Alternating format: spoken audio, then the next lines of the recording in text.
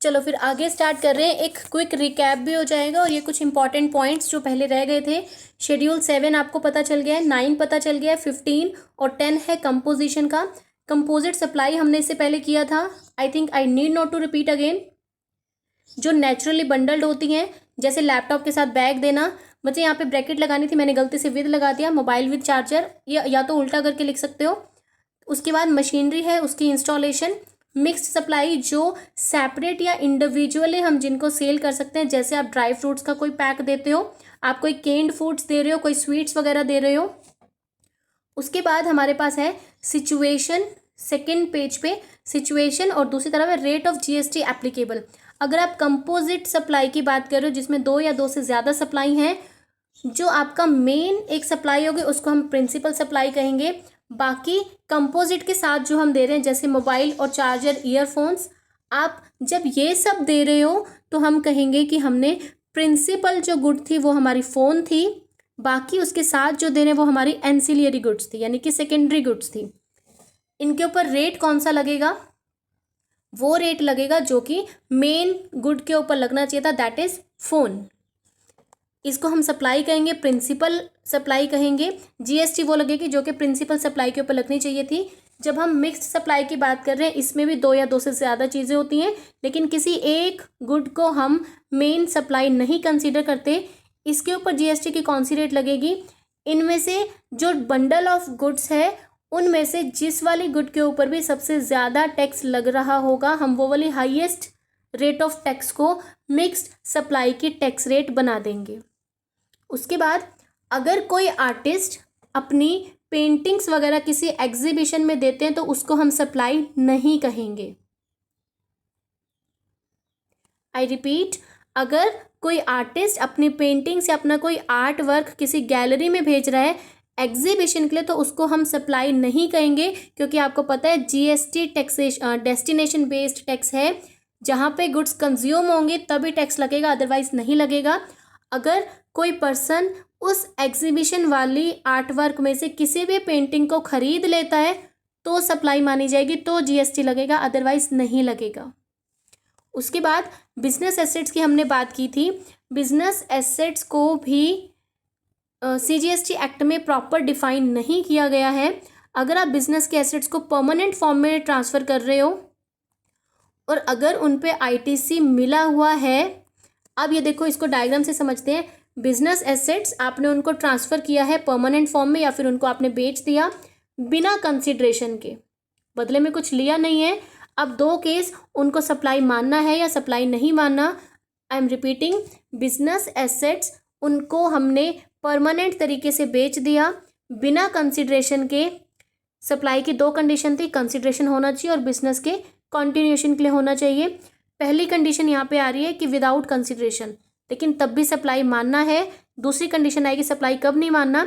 आप सिर्फ सप्लाई तब मानोगे जब आपको ऐसी गुड्स पे आईटीसी मिला हुआ है। तो अगर आईटीसी भी नहीं मिला हुआ, इनपुट टैक्स क्रेडिट नहीं मिल रहा हुआ, ब्लॉक है किसी तरह की गुड्स पे, तो हमने इनको सप्लाई भी नहीं मानना। उसके बाद आपके पास एग्जाम्पल आएगा यहाँ पे। एक रिटेलर अपने गुड्स को अपने बिजनेस स्टॉक से निकाल के अपने किसी फ्रेंड को दे रहा है फ्री ऑफ कॉस्ट, यानी विदाउट कंसिडरेशन हो गया।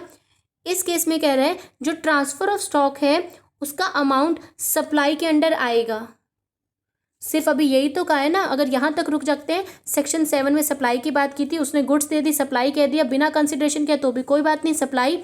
लेकिन सप्लाई तभी माननी है जब उनके ऊपर आईटीसी क्लेम किया गया है। अगर आईटीसी क्लेम किया गया है तो ही आप कहोगे कि वो सप्लाई है, अगर आईटीसी क्लेम नहीं किया तो आप सप्लाई नहीं कहोगे। गुड्स को भी बिजनेस एसेट का ही एक पार्ट माना जाता है। एग्जाम्पल 2 हमारे पास है नेक्स्ट पेज पे। अगर एसी वाला कोई डीलर है, वो अपने शॉप में से या अपने शोरूम में से एक एसी उठा के अपने घर ले जाता है, ठीक है, तो हम क्या कहेंगे? क्या ये सप्लाई है? सप्लाई मान लेंगे अगर आईटीसी मिला है तो। हमने नेक्स्ट लिखा है this transaction will constitute as a supply, इसको सप्लाई मानेंगे अगर उस पर्सन ने अपनी बिजनेस एसेट को ट्रांसफ़र कर दिया, यानी कि उसने अपने बिजनेस से उठा के अपनी पर्सनल चीज़ के लिए उसको रख लिया। अगर आईटीसी लिया हुआ है उस एसी पे भी तो उसको सप्लाई मानेंगे। तीसरा केस है मुझे कोई गुड्स नहीं मिल रही थी इसलिए मैंने शूज़ वाला उठा लिया। अगर कोई शूज़ का डीलर है तो वो उसके गुड्स हैं। वो अपनी एसेट्स को, अपने बिजनेस की किसी एक एसेट को जिसका नाम है मोटर व्हीकल, मान लो उसने अपनी कार दे दी किसी को free of cost, without consideration है, लेकिन इस तरह के मोटर व्हीकल पे आईटीसी नहीं मिलेगा तो इसको हम सप्लाई भी नहीं कह सकते। ठीक है बच्चे, क्लियर? बिजनेस एसेट वाला उसको हमने जब ट्रांसफ़र करना है तो उसको हम सप्लाई मानेंगे भी और नहीं भी मानेंगे, कंडीशंस हैं। अगर आईटीसी मिला है तो हम उसको सप्लाई मानेंगे, अगर बिजनेस की एसेट ट्रांसफ़र करने पे आईटीसी नहीं अवेलेबल है तो हम उसको सप्लाई भी नहीं मानेंगे। उसके बाद gift by employer to employee, जो आपके पास पुरानी बुक्स हैं बच्चे, इनमें लिमिट आपके पास शायद 25,000 दिए हुए हैं। जो एग्जैक्ट लिमिट है gift by employer to employee वो 50,000 तक का नॉट टैक्सेबल है, और 50,000 से ज़्यादा है तो वो आपका टैक्सेबल माना जाएगा। इसके लिए कंडीशन है, अगर कोई एम्प्लॉयर अपने एम्प्लॉय को 50,000 तक का गिफ्ट देता है तो हम टैक्स नहीं लगाएंगे। 50,000 से ज़्यादा का टैक्स दिया जाता है तो वो टैक्सेबल इसलिए है क्योंकि यहाँ पे अज्यूम कर लिया जाएगा कि एम्प्लॉयर ने अपने बिजनेस के फर्दरेंस के लिए, बिजनेस को बढ़ाने के लिए ऐसा गिफ्ट दिया था। उसके बाद फिर से एग्जाम्पल आपके पास आ रहा है, कोई एबीसी लिमिटेड थी, इनका head office, HO means head office. Shivangi इसको आप जूम कर सकते हो बच्चे। आपका हेड ऑफिस अगर दिल्ली में है, बीओ मीन्स ब्रांच ऑफिस आपका कानपुर में, तो देखो दिल्ली और कानपुर इंटरस्टेट वाली बात हो गई, वो यूपी है वो दिल्ली है तो इसका मतलब इंटरस्टेट है। अब इन दोनों के लिए अलग अलग रजिस्ट्रेशन चाहिए। अगर उस पर्सन का पैन सेम है तो उसकी ब्रांचेस को अलग अलग माना जाएगा। आई रिपीट, अगर कोई पर्सन अलग अलग जगह पे बिजनेस कर रहा है, उसका हेड ऑफिस कहीं हो रहा है, उसकी ब्रांचेस एक से ज़्यादा राज्य में बिजनेस कर रही हैं, तो हर जिस जगह पे वो बिजनेस कर रहा है उसे हर उस जगह के लिए अलग रजिस्ट्रेशन कराना पड़ेगा, क्योंकि वो व्यक्ति एक ही है, उसका पैन एक ही है। तो एक ही पैन के अंडर अगर कोई पर्सन अलग अलग जगह पे बिजनेस कर रहा है तो हर उस अलग जगह के लिए उसे अलग रजिस्ट्रेशन कराना पड़ेगा, जिसके लिए उसे एक अनरिलेटेड या एक नया व्यक्ति माना जाएगा। बच्चे ये चीज़ क्लियर है, ये पॉइंट क्लियर है?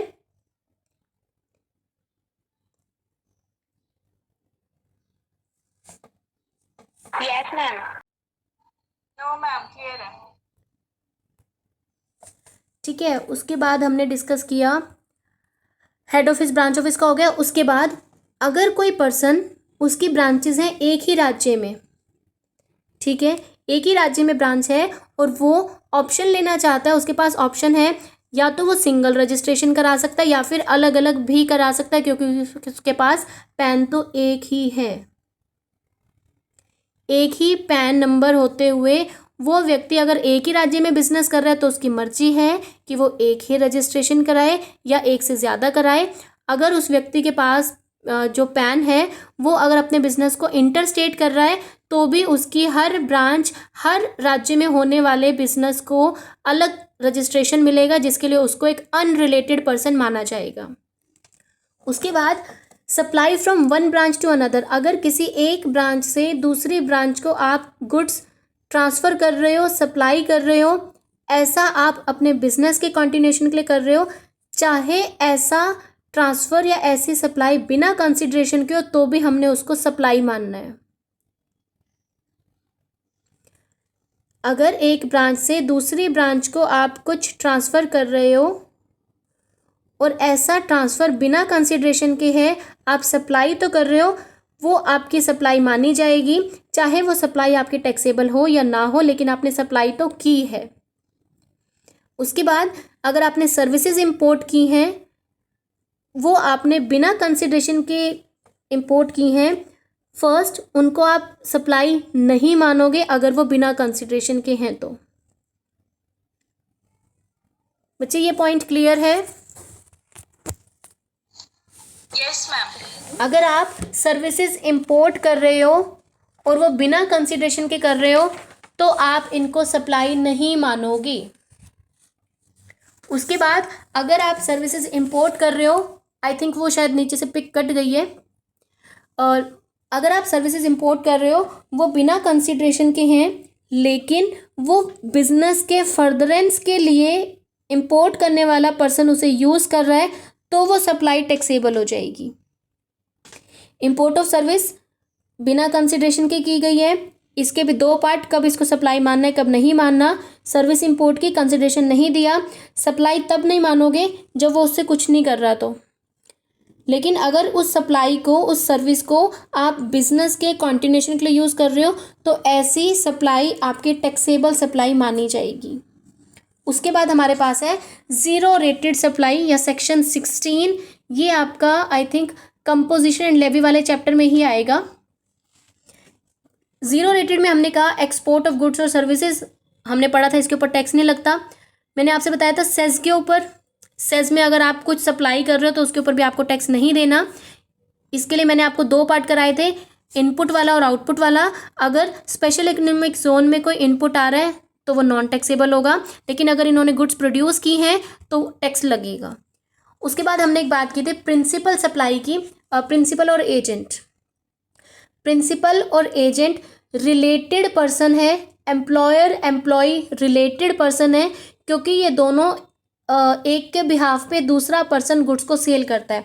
प्रिंसिपल की अगर बात करें, वो व्यक्ति जिसके बिहाफ पे एजेंट किसी बिजनेस को कंटिन्यू करता है, गुड्स की सप्लाई करेगा या फिर गुड्स या सर्विसेज को रिसीव करेगा। रिसिप्ट ऑफ जी और एस लिखा है मैंने शॉर्ट में।